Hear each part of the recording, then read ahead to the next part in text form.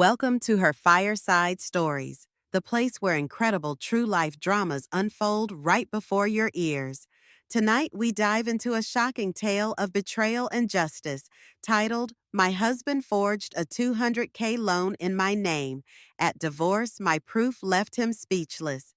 Imagine working tirelessly your whole life planning a peaceful retirement only to have it shattered when your husband secretly traps you in massive debt. But our heroine Adelaide didn't just walk away quietly. She fought back fiercely. The courtroom revelation she delivers is absolutely jaw-dropping, leaving her husband stunned and defeated. But trust me, the journey to justice is just as powerful as the moment she finally reveals the truth. Listen closely to discover exactly how Adelaide uncovered his deception and ultimately took back control of her life. And if you enjoy powerful stories of resilience and triumph, make sure to subscribe to our channel. Leave us a comment about your thoughts and let us know where you're listening from. I still remember the exact moment the ground seemed to drop out from beneath my feet. It was the day my husband, Edwin Morrow, slipped a sheaf of official-looking papers across our kitchen table. Right after I walked in from a school retirement celebration, I had spent 35 years teaching at a highly respected public high school, dreaming of quiet mornings, gentle yoga, maybe an art class or two, once I finally retired. Now here he was, eyes stone cold, shattering every vision of a peaceful future. The top page read, Marital Separation Agreement in bold letters like some cruel punchline to a joke I never knew I was part of. My name, Adelaide Morrow, was neatly printed in the draft. All my hope for a cozy, unhurried retirement evaporated in an instant. How could you? I whispered, voice unsteady. Edwin didn't meet my eyes. With the same detachment he used when he was figuring out our cable bills, he told me we'd both be better off having personal space in our golden years, as if personal space was a bigger necessity than the relationship we'd spent 3 decades building.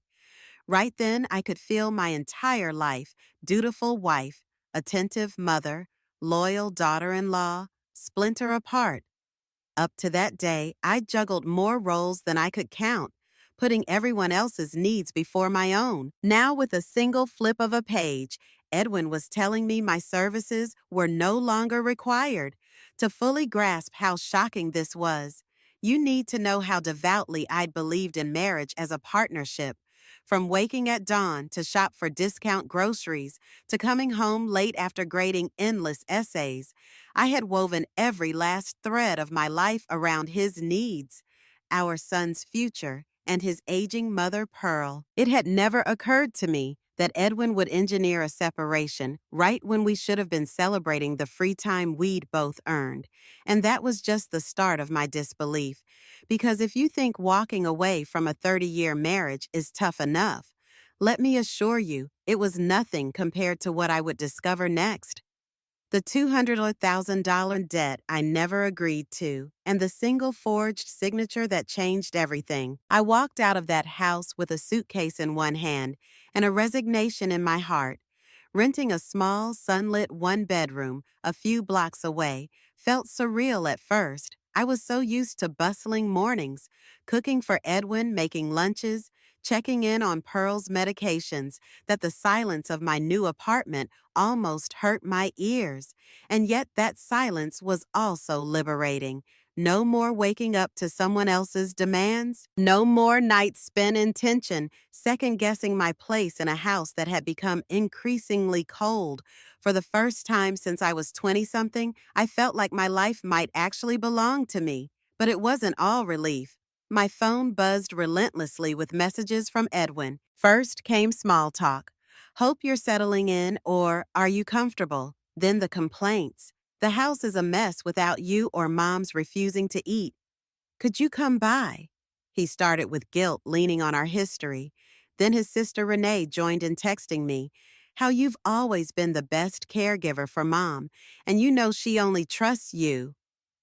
My chest tightened every time, but I reminded myself, they pushed for the separation. They can handle the fallout, not out of spite, but because I finally realized my labor, My emotions had value. After decades of being the underappreciated caretaker, I wasn't jumping back in. Meanwhile, my newly retired friends were posting snapshots from Hawaii or road trips down Route 66. Laughter and pina coladas, bright beach towels, the works. A small spark of envy flared in my heart.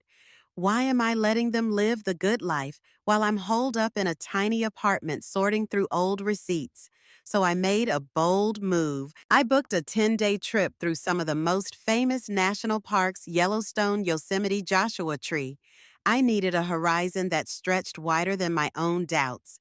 Packing my canvas bag with hiking boots and a brand new camera felt symbolic, like I was literally stomping on my old stifling life. And that's when Edwin's true plan started to unravel. Because while I was discovering new trails, he was grappling with something far darker back home. The first sign came almost by accident.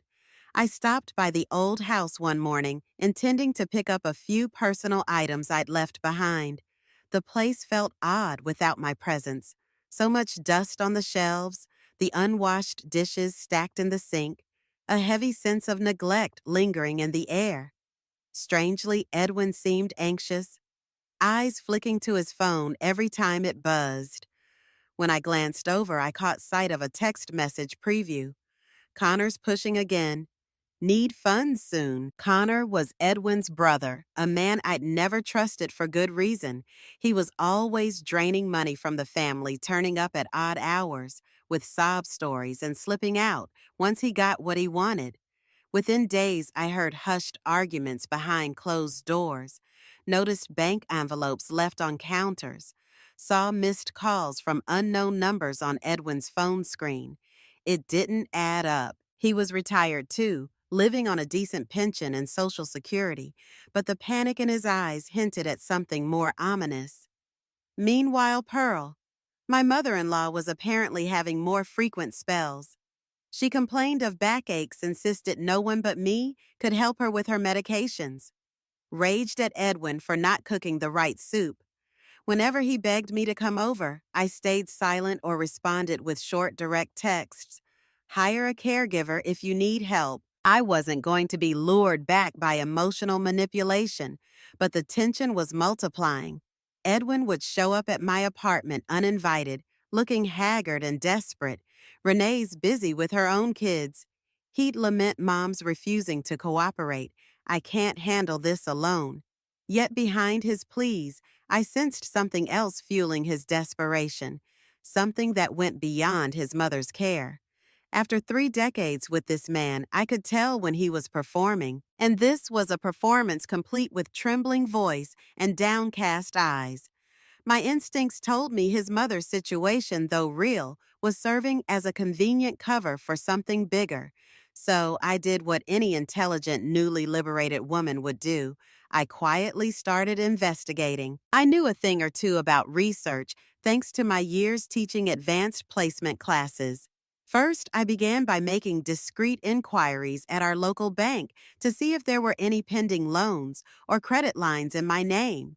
The teller recognized me, asked politely how retirement was treating me, and then typed away at her computer. I held my breath. She frowned, said there had been some recent activity but would need a bit more time to confirm. A prickle of dread ran through me. Could it be that Edwin had opened or altered an account behind my back? Then late one afternoon, I decided to check our joint email archives. We had set one up primarily for household bills, yard maintenance reminders, and other mundane tasks. I hadn't used it much since moving out, but as I scrolled, something leapt off the screen, an email with the subject guarantor authorization for a substantial loan. I blinked, reading and rereading the lines. The name listed as co-signer mine, Adelaide Morrow. The date roughly 3 weeks before Edwin handed me that separation agreement. The amount $200,000. My heart hammered so loudly in my ears I could barely think. My mind raced with questions. Who took out this loan? Why was I named as co-signer? And how in the world could I be on the hook for $200,000? Without my knowledge or permission, I scoured every corner of the email. I found hidden references to Connor statements about family emergencies and reminders that the primary borrower would ultimately be liable. Something was off, seriously off. This looked like classic fraud, but it was all written to look legitimate. The signature on the form was a sloppy imitation of mine, but at a quick glance, it might fool the untrained eye. And that was the moment the anger, shock, and betrayal merged into a single driving force. I picked up my phone and dialed an old friend, Phoebe, who did legal aid work in her retirement. While it rang, I felt a sense of clarity. If Edwin thought I'd quietly go along with his forging nonsense, he was in for the shock of his life. Phoebe and I met at a quiet cafe downtown over lattes and a plate of almond biscotti. I slid the printed documents across the table. Her sharp eyes scanned them, and I watched her mouth press into a firm line. "Adelaide," she said softly, looking at me over the rim of her glasses. "This is bad, really bad." We spent the next hour dissecting every line. Although the emails implied I had co-signed out of familial duty, the handwriting was obviously not mine, nor did it match my official signature on record. Worse, the IP address used to file the digital paperwork came from Edwin's workplace. Phoebe laid out the stakes, clearly forging a spouse's signature on a major loan was a serious legal offense. Even if it started under the guise of helping family, it crossed the line into fraud the moment he used my identity without consent. She recommended an experienced attorney who specialized in both financial misconduct and family law, urging me to gather every scrap of evidence, emails, text messages, phone logs, anything that would show I never agreed to be a guarantor. By the time I left the cafe, a storm of emotions churned inside me. Relief that I wasn't imagining things, anger that Edwin had stooped so low, and a steely resolve to fight back. I returned to my new apartment, locked the door, and allowed myself exactly 10 minutes to cry. Grief, rage, and exhaustion all poured out in a cathartic wave. Then I dried my tears, squared my shoulders, and got to work. I spent the rest of the evening sorting through old financial records, cross-referencing email timestamps, and screenshotting suspicious texts. The more I uncovered, the clearer it became. Connor needed a massive cash infusion to cover some shady investment losses. Edwin had orchestrated a quick loan, but needed my name and presumably my good credit to secure it. Once the loan went through, he'd use the separation agreement as a firewall, distancing me from the financial meltdown he knew was inevitable. All those years I'd spent cooking meals and folding laundry for him in silence. Over, if he wanted war, I'd give him war armed with legal documents instead of dinner trays. What struck me most during that phase was the audacity of it all. Edwin Morrow, the man I once thought to be sensible and prudent, had gambled not just our money but my very identity. I thought about how meticulously I'd saved every penny from my teaching job, slowly building a modest retirement cushion. Over 3 decades, I'd sacrificed career advancements to take care of Pearl, to raise our son Marcus, and to accommodate Edwin's desire for a stable home environment. And with one backhanded move, he tried to make me collateral for his brother's fiasco. Meanwhile, Edwin kept pestering me with urgent texts about Pearl's deteriorating condition, evidently hoping that if he kept me emotionally tangled, I wouldn't dare start a legal battle. It was a sickening thought. He's weaponizing his mother's health to protect himself. Of course, I did check in on Pearl from time to time, but on my own terms. I'd stop by briefly, ensure she had groceries, then leave. It became crystal clear she also had no clue about Edwin's underhanded scheme. Her complaints about him mostly revolved around how inattentive he'd become and how he refused to spend money on a proper in-home nurse. If she only knew the full extent of his financial fiasco, her heart might have given out right then. Still, I wasn't heartless. One evening, I found Pearl alone, tears in her eyes, complaining of chest pains. I called an ambulance and stayed until the doctor said she was stable. Then, I calmly walked away, leaving Edwin to handle the medical paperwork. Not out of vengeance, but as a reminder that he was now responsible. If he needed help, he could ask his sister Renee or hire a professional. I was done being the unpaid, unthanked caretaker. By then, the first official letters from my newly hired attorney were en route to Edwin Legal. Binding requests demanding full disclosure of any loans or credit lines opened in my name. If he thought I was bluffing, he'd soon discover I meant every word. One cold morning, I woke up to the shrill ring of my doorbell. Pulling on a sweater, I shuffled to open it and found Edwin standing there, dark circles under his eyes, hair disheveled like he'd been yanking at it in frustration. He didn't wait for an invitation, stepping inside as soon as I cracked the door. "Adelaide, please," he said, voice hoarse. "You can't drag me to court over a misunderstanding." A misunderstanding? My jaw tightened. Forging my name on a $200,000 loan isn't a misunderstanding, Edwin, I replied calmly. It's fraud. You want to explain how you got my signature without me being present, or how you used my IP address from your office. The color drained from his face. For a second, I almost felt pity. Then I remembered the mountain of betrayal and steeled myself. He fumbled for excuses. Connor was desperate. We had no choice. I planned to tell you, but then your retirement party came up. Each explanation was weaker than the last. He even had the nerve to bring up my old role as caretaker. You've always stepped in for the family. This isn't any different. I nearly laughed. Is that supposed to justify forging my name? That I usually bail you out, so you assumed I'd be fine with a six-figure debt? Edwin fell silent, shifting his gaze to the floor. "I never thought it would get this far," he finally muttered. "I assumed Connor would find a way to pay it back." A swirl of anger and disbelief welled up in me. He was gambling my future on his brother's irresponsibility. Did he realize how humiliating that was? Did he care? The conversation ended with me handing him the official notice from my attorney. If he didn't come clean within 10 days, I'd file a formal complaint for identity theft and fraud. Our so-called separation, the one he'd insisted was for fairness and independence, would look a lot less respectable when a court discovered he'd used it to orchestrate a financial cover-up. Edwin left with slumped shoulders, a man cornered.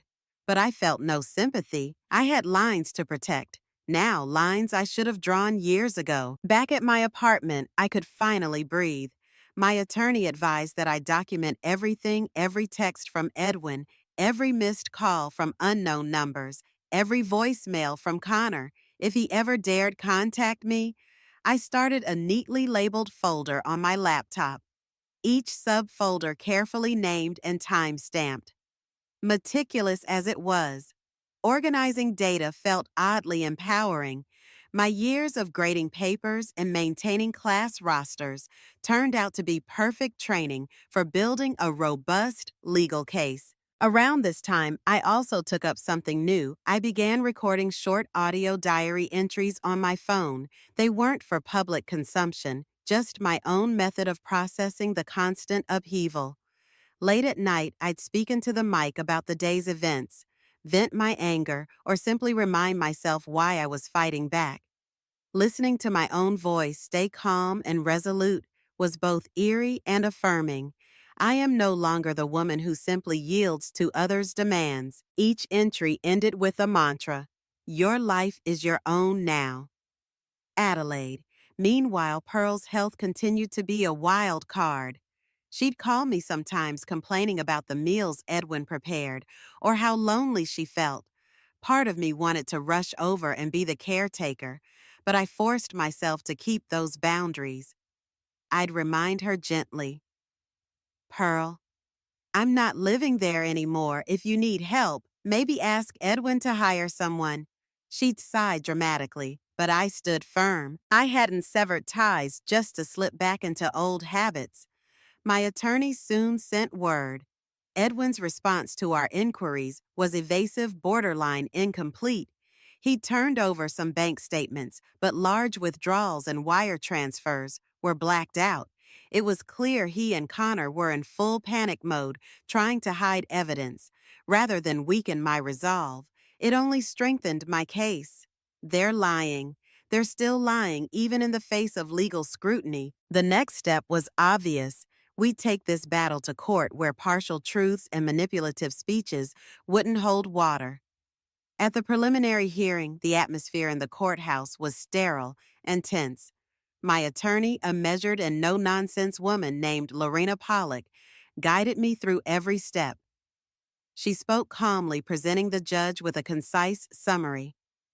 Your Honor, we have evidence that Mr. Edwin Morrow forged Mrs. Adelaide Morrow's signature on a $200,000 loan document. This occurred shortly before he initiated a separation agreement, which effectively isolated Mrs. Morrow from any joint financial review.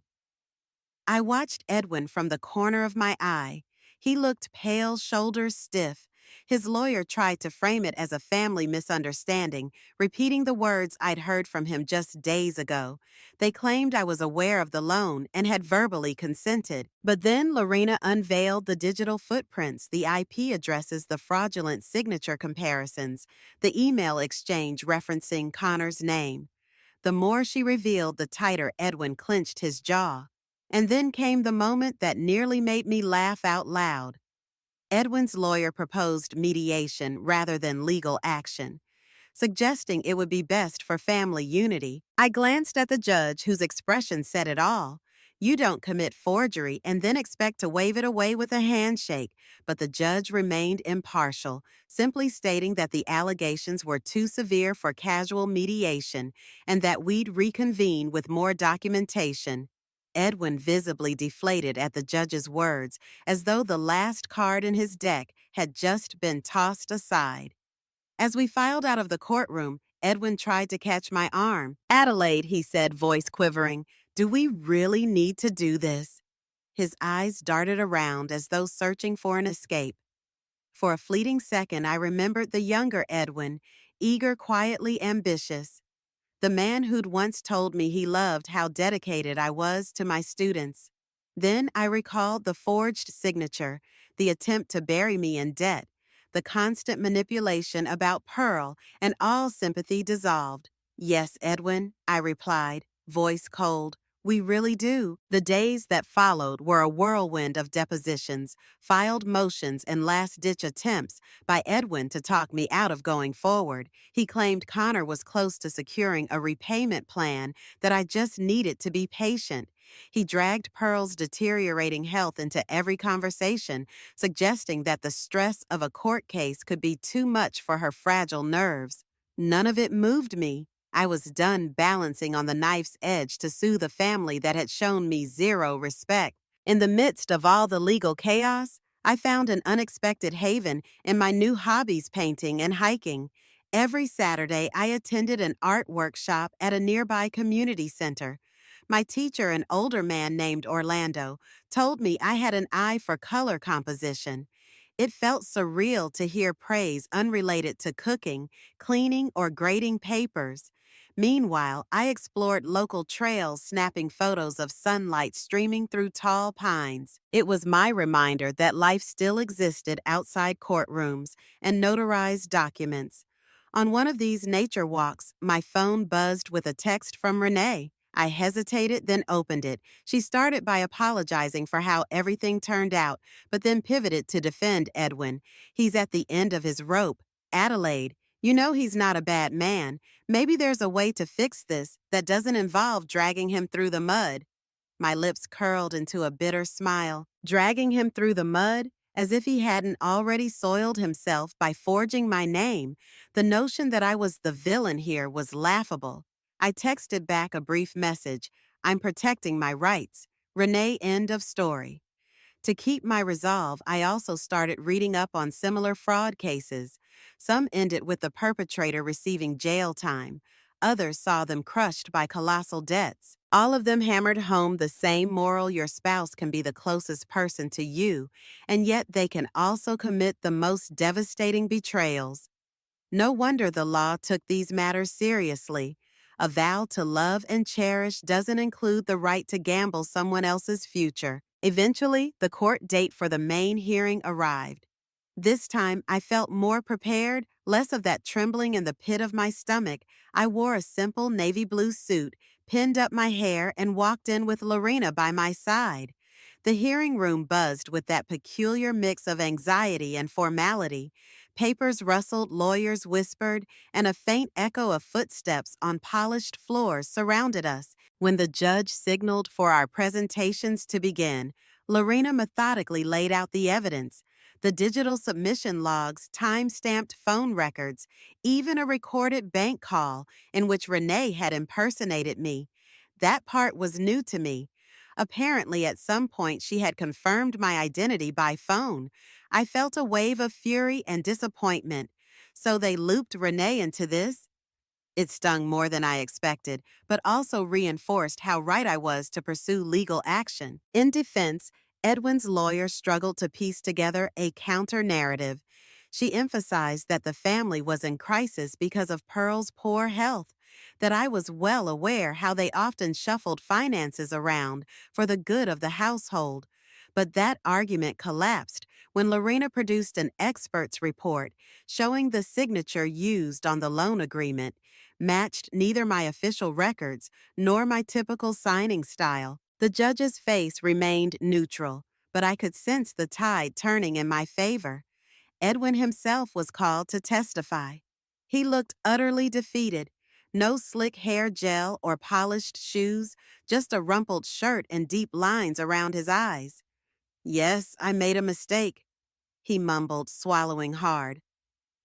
"I never wanted to hurt Adelaide. I was desperate." Part of me almost believed him for a split second, but then I remembered all the times he gaslit me into thinking I was the unreasonable one. No, I wasn't going to melt. This was about justice and setting boundaries. This was about telling the world and myself that what he did was unforgivable, no matter how desperate he claimed to be. The judge retired to his chambers to review the submissions. We sat in tense silence, waiting for the final determination on whether the court would absolve me of the loan responsibility and potentially hold Edwin accountable for fraud. I felt my fingers trembling slightly, so I clasped them together in my lap. "It's almost over," I told myself. At last, the judge returned. With measured words, he read out his decision. The evidence clearly indicated that my signature had been forged. Edwin had committed unauthorized usage of my identity in the process of obtaining a $200,000 loan.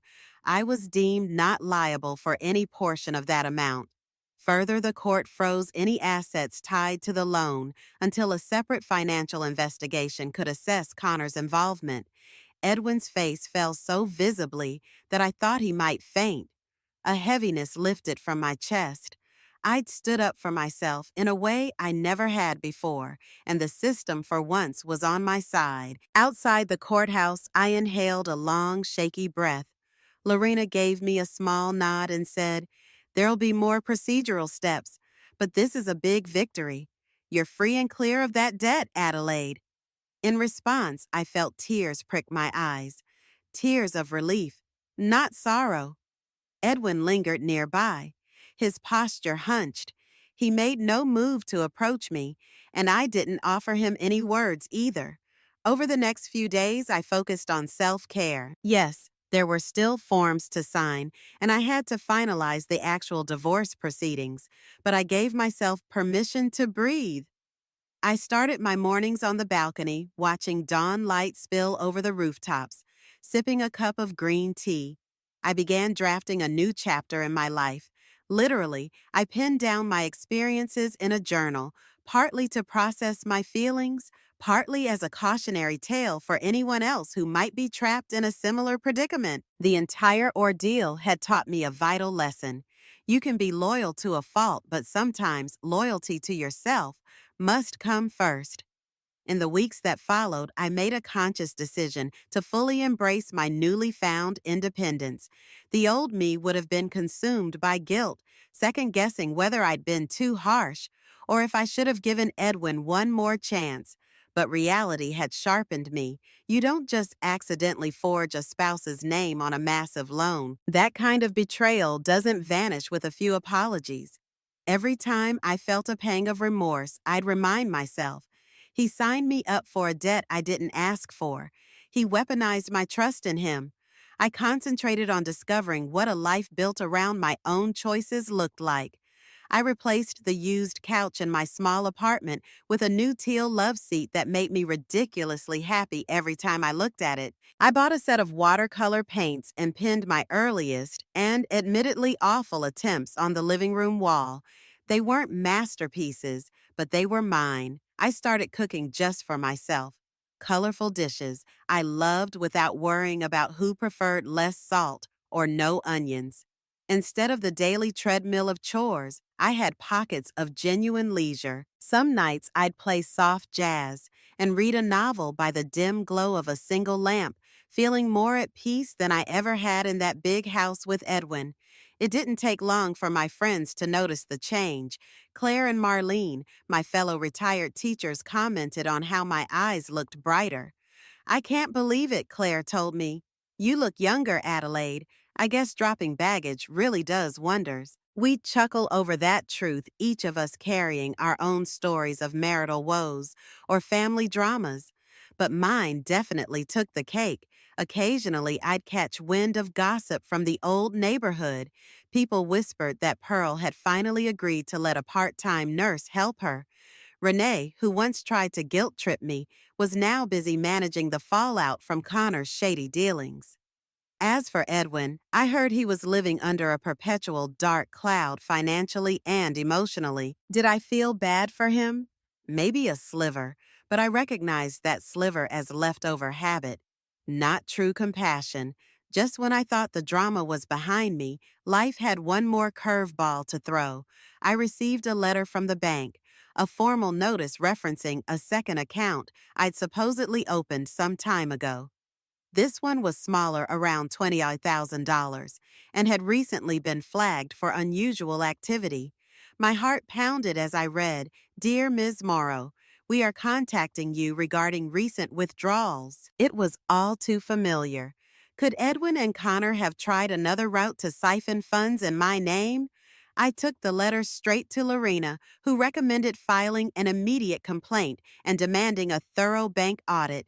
It turned out that the account originated years ago, while we were still married under the pretext of emergency family savings. On paper, it looked like I had authorized Connor to have limited access. In reality, I'd never even heard of such an account. For a moment, I was furious all over again. How many hidden secrets did Edwin stash away? But this time, the bank was ready to cooperate. They'd seen the court ruling from the first forged loan. They recognized the pattern. Within a week, they suspended all access to that secret account and reversed the suspicious withdrawals. Another mini crisis averted. After that, the last sliver of pity I had for Edwin evaporated. If he'd been truly remorseful, he would have come clean about everything in one go. Instead, he'd either tried to hide or conveniently forgotten that other fraudulent account.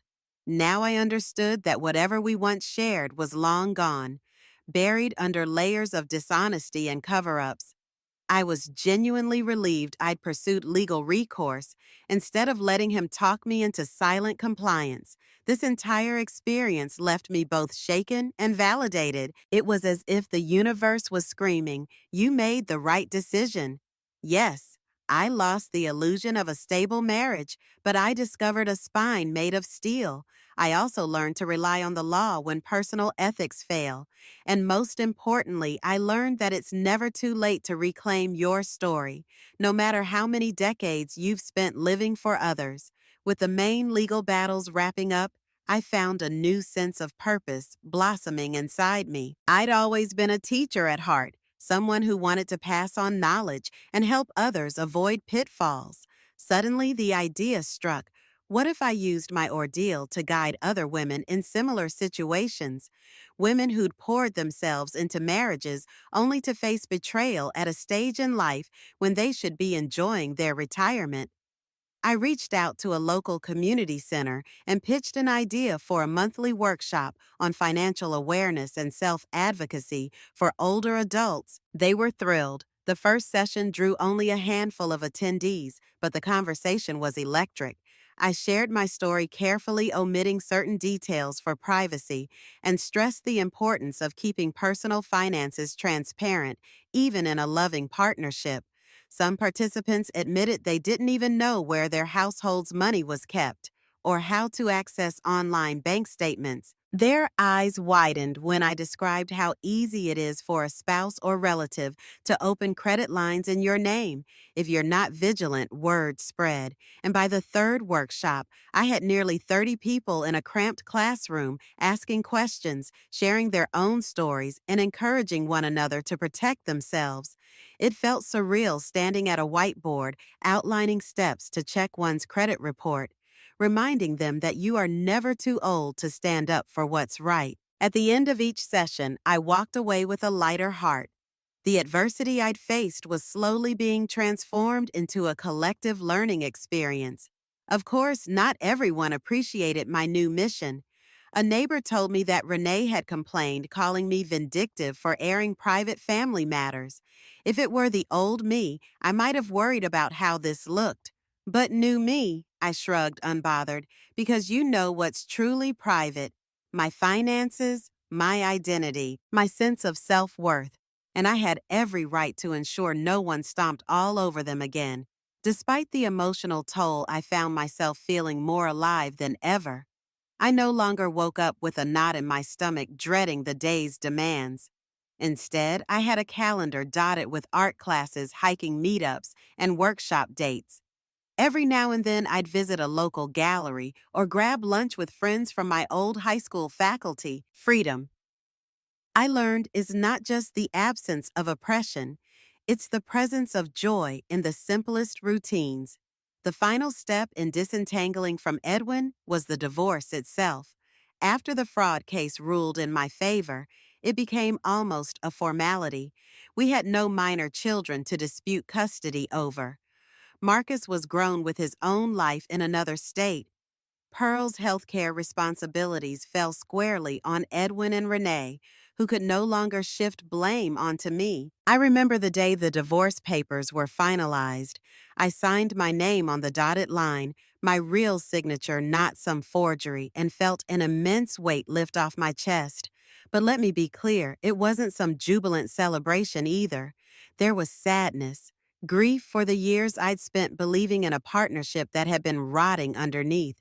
Memories of wedding pictures, holiday feasts, small gestures of affection that once seemed genuine. They all replayed in my mind, tinted now with the knowledge of how it ended. It's strange how sorrow and relief can coexist so powerfully. Still, I had my entire future ahead of me, my future, and for the first time, I could shape it on my own terms. I started exploring the idea of traveling abroad, maybe volunteering to teach English in a foreign country for a season, or heading off to see the wonders of Europe, the ones Claire and Marlene had shown off in their social media posts. The possibilities felt endless, a stark contrast to the suffocating limitations of my old life.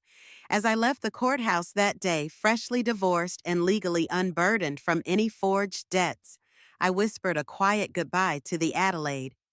I used to be the one who never questioned, who always gave in.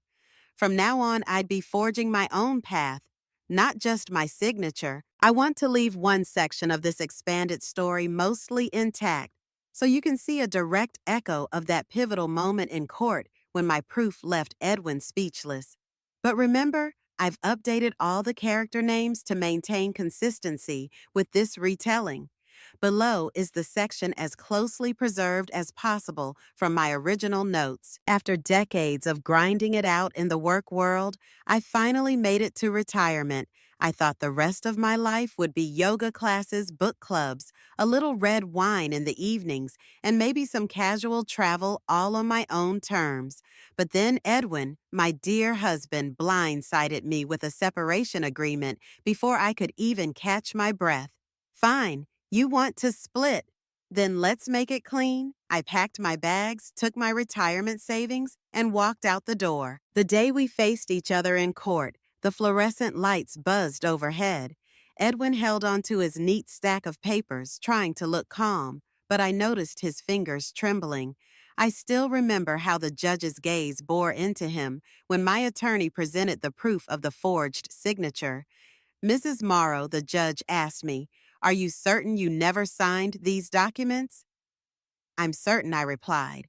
"That signature is a poor imitation of mine." Edwin tried to protest, said we had verbally discussed covering a family loan that I'd nodded along, but my attorney handed over time-stamped emails showing he'd arranged everything without my knowledge. "Check the signature," I said, staring at him across the aisle. "Because it's not mine." The look on his face was priceless, somewhere between terror and resignation. It was the moment he realized he couldn't talk his way out of it. The judge's gavel might as well have been a thunderclap. In the end, the court ruled that I bore no liability for his secret $200,000 loan. The official record labeled his actions as fraudulent, a clear violation of my trust and my identity. There was no triumphant cheer from me, just a steady exhale. It was the sound of relief and closure. He shuffled out of the courtroom with hunched shoulders burdened by a self-made disaster. Me, I walked away officially free of the debt and finally unafraid to live on my own terms. Reading that chunk again reminds me of the raw adrenaline coursing through my veins at the time. It's funny how memory works. I can recall the dryness in my mouth, the steady hum of the courtroom air conditioning, even the way the fluorescent light sharpened every detail of Edwin's crumpled expression. That was the precise instant when I realized, no one is coming to rescue you, Adelaide. You have to rescue yourself, and I did. After the dust settled, I immersed myself in all the tiny freedoms that come with living alone. I discovered my love for classical music, something Edwin used to call sleepy tunes. I played Beethoven's Moonlight Sonata on my speakers while I painted or browsed travel guides. When I watched movies, I paused them to replay the best scenes without worrying about another person's impatience. Slowly but surely, I built a world that catered to my tastes and interests. No compromise required. At the same time, I kept up my involvement in the legal and educational spheres. Word spread about my workshops, and I was invited to speak at a local women's group focused on retirement and elder care issues. Standing in front of that audience, I felt no shame sharing the details of my ordeal. Instead, I felt purpose. Women approached me afterward, tears in their eyes, confessing that they too suspected financial misconduct by their spouses or adult children. They thanked me for being honest about how painful yet liberating it can be to stand up for yourself. In these moments, I realized how universal my story was. Not the forging of a $200 or $1,000 loan, specifically, but the broader theme of invisible labor, overlooked sacrifices, and the heartbreak of discovering you've been taken for granted. My story resonated with people who had never even been married because everyone knows what it feels like to give too much and receive too little. As the final divorce decree arrived in my mailbox, a crisp official document, I noticed I didn't even flinch while reading it. In fact, I felt an odd calm. The phrase, "the bonds of matrimony are hereby dissolved," might sound tragic to some, but to me, it was a liberation. I could physically sense in my posture. I stood taller, shoulders relaxed, breath steady. My son Marcus was supportive in his own distant way, texting me from time to time. He lived several states away, wrapped up in his own job and family. I made sure he knew I wasn't bitter about him not intervening. This was never about picking sides. It was about me claiming what was rightfully mine, my identity, my freedom, my future. We had a heart-to-heart on the phone one weekend, and he said, "Mom, I'm proud of you. I remember you always taking care of everyone else. It's good to hear you sound so you." It struck me that even he'd noticed the difference in my voice, the shift from mom who sacrifices to woman who thrives Pearl's situation stabilized somewhat. She ended up under the partial care of a visiting nurse. Renee footed some of the bills grudgingly, and I heard Connor's name tossed around less and less. Maybe he'd finally realized his golden goose, Edwin, was tapped out. As for Edwin, we never truly reconciled, but I think that was for the best. I didn't harbor fantasies about hugging it out or reuniting for a nostalgic Christmas dinner. Some chasms are meant to remain. If anything, I hoped he'd learn not to treat the next person in his life like a bottomless well of resources. I took to journaling more frequently after that. I wrote about sunsets I watched from my balcony, about the tangy marinade I experimented with for grilled salmon, about the dappled light in my favorite hiking trail. Ordinary joys. Yes, but each one tasted sweeter in my new life. The scars were still there, but no longer controlling me. Instead, they served as benchmarks, reminders of how far I'd come and how determined I was to never go back. One evening, after finishing a heartwarming Zoom call with my travel enthusiast friends, I scrolled through old photographs on my laptop, pictures of me and Edwin on vacations at weddings, holding Marcus when he was just a baby. I half expected the images to sting, but I felt mostly nostalgia, not regret. Time has a way of softening the edges of our worst memories, leaving behind a blurred tapestry that's neither fully bright nor fully dark. In that introspective mood, I decided to record a mini podcast episode for my workshop attendees, something more personal than the standard financial tips. I titled it, Rebuilding at Any Age. I spoke candidly about how life can blindside you with betrayals after you think you've done your fair share of living. I emphasize that it's never too late to reclaim your sense of self. Whether you're in your 40s, 50s, or 60s, I said your story isn't over until you decide it's over. To my surprise, the response was huge. I received emails from widows, divorced men, and even younger people who had endured toxic relationships. They all said the same thing.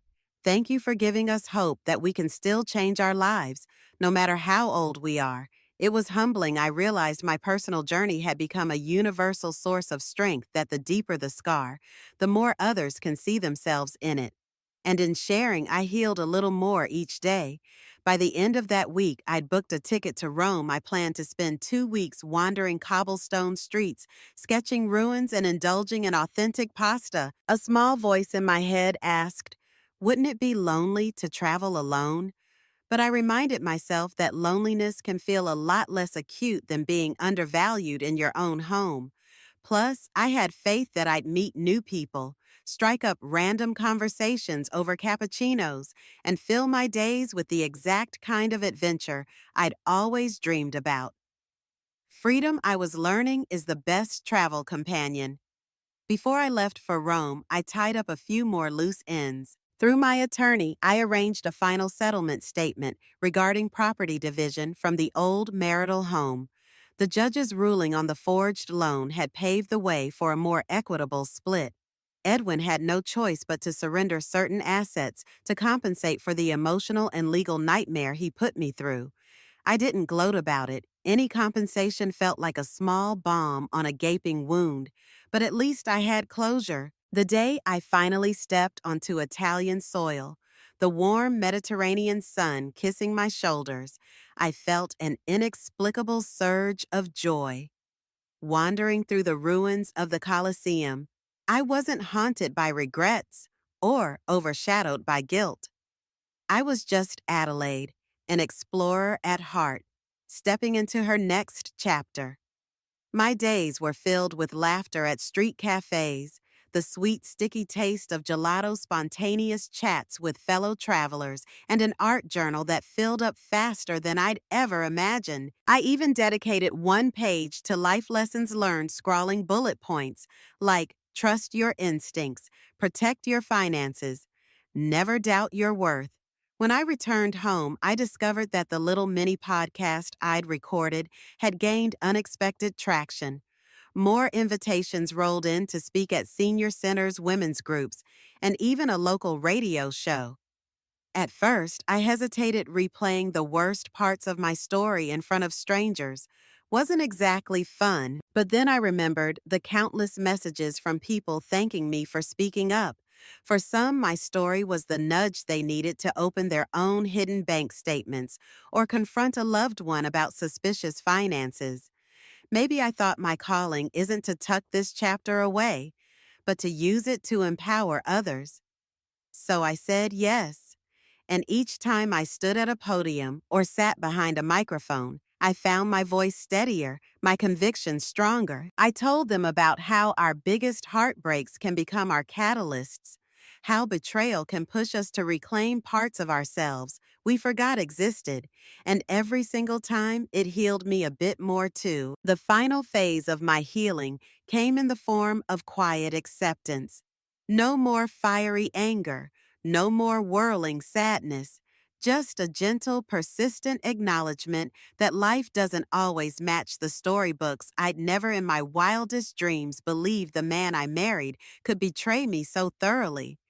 Nor had I pictured myself as a sort of financial awareness advocate in my 60s, but here I was forging a new path, no pun intended, that felt more real and authentic than anything that came before. I began volunteering at a local shelter for older women who had lost their homes or faced abuse. Some were estranged from their families. Others had been scammed by unscrupulous partners. Each time I visited, I recognized the same sense of stunned betrayal I'd once seen in my own mirror. I'd sit with them, share a cup of tea, and offer not just sympathy, but tangible advice on how to fight back, how to use local resources, free legal clinics, and community support. It wasn't easy to see so much pain, but it was meaningful to witness even the smallest sparks of hope rekindled. Occasionally, I still heard snippets about Edwin's life through the grapevine. Word was he'd sold our old house at a loss to cover some debts. Connor had vanished into the shadows, presumably to find his next target. Pearl stayed in a decent assisted living facility courtesy of a last-minute arrangement financed partially by the forced liquidation of some of Edwin's assets. And that was that. Our paths no longer intersected, and I felt no urge to check in or dwell on what ifs. Some might call it cold, but I call it self-preservation. To this day, I keep a framed photo from my retirement party taken right before Edwin blindsided me with that separation agreement. It shows me smiling widely, colleagues laughing around me. At first, I wanted to tear it up, but then I realized it represented a threshold moment the last time I was blissfully unaware. Now I prefer to see it as a testament to how far I've come. We can't control when truth arrives, but we can decide what to do with it once it does. As for the question of forgiveness, people often ask if I've forgiven Edwin. I honestly don't have a neat answer. I've released the bitterness and the fury because it weighed me down, but I haven't excused his actions. Forgiveness to me is not an open invitation to repeat the same hurt. If anything, it's a decision to live unburdened by resentment, and I've certainly chosen that path for myself. I wish I could say there's a neat moral to the story, a final bow that ties everything together, but real life doesn't work that way. Marriages can fail. People can surprise you in the worst ways. And sometimes the only closure you get is the one you make for yourself. And that's okay, because closure isn't about guaranteeing someone else's penance. It's about ensuring your own peace. I found mine through legal accountability, personal growth, and the unwavering support of friends who refuse to let me doubt my own worth. Sometimes I imagine what my life would look like if I'd never discovered the forgery. Perhaps I'd still be playing the dutiful wife, cooking meals, saving pennies, and ignoring subtle red flags. We'd shuffle through retirement, me continuing to handle Pearl's care, Edwin funneling money to Connor. I'd be living in willful ignorance, a slow boil of resentment inside me. That alternate timeline feels suffocating even in a daydream. So yes, in a strange twist, I'm thankful for the heartbreak. It set me free.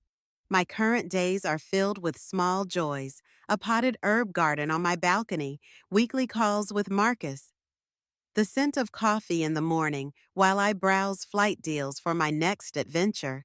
I might still have lines on my face from years of stress, but my smile comes easier now. Life after separation can be unexpectedly beautiful when you're the one holding the reins, and that's the legacy I want to leave. Not a woman scorned, but a woman reborn. So here I am, Adelaide Morrow, ex-wife to a man who once forged my name on a $200,000 loan, but more importantly, a woman who discovered her own strength in the aftermath. The day the gavel pounded down in my favor, I walked out of that courtroom, a new person. He can keep his deceptions and his regrets. I'll keep my future. In the months and years since I've painted vivid landscapes of national parks, sipped cappuccinos under Roman skies, and shared my cautionary tale with countless people who needed to hear it. If my story helps one person escape financial or emotional manipulation, then every tear I shed was worth it. What's next? Maybe more travels, maybe another workshop series. Maybe I'll finally finish that memoir. People keep urging me to write. The point is, it's up to me. No separation agreement or forged signature can dictate my choices. I'm no longer the overburdened teacher who spent every spare moment caring for everyone else. I'm no longer the wife who tiptoed around her husband's mood swings. I'm free, and not just free from a toxic marriage, but free to define this chapter on my own terms. If there's one takeaway from my experience, it's this: never assume loyalty means forfeiting your own rights. Marriage should be a partnership of equals, not a cover for deceitful financial moves. If your instincts ever tell you something is wrong, don't brush that feeling aside. Investigate, question, and yes, even fight for what's yours. Your sense of self is more valuable than any wedding vow that's been corrupted by lies. And with that, I close this lengthy account of how I went from unsuspecting retiree to a woman who stood her ground against a $200,000 betrayal. My hope is that you'll walk away inspired to guard your boundaries fiercely, no matter your age or circumstance. Because trust me, the price of ignoring your worth is always higher than the cost of standing up for it. Thank you for journeying with me through this story. Remember to leave a comment. 1. If you feel empowered. 2. If you have lingering questions, and let me know where in the world you are. Together we break the silence, one story at a time. I'd love to hear your feelings about the story. Please share your thoughts in the comments below. Thanks for tuning in. Remember to subscribe, like, share, and hit the notification bell to stay updated with more amazing stories.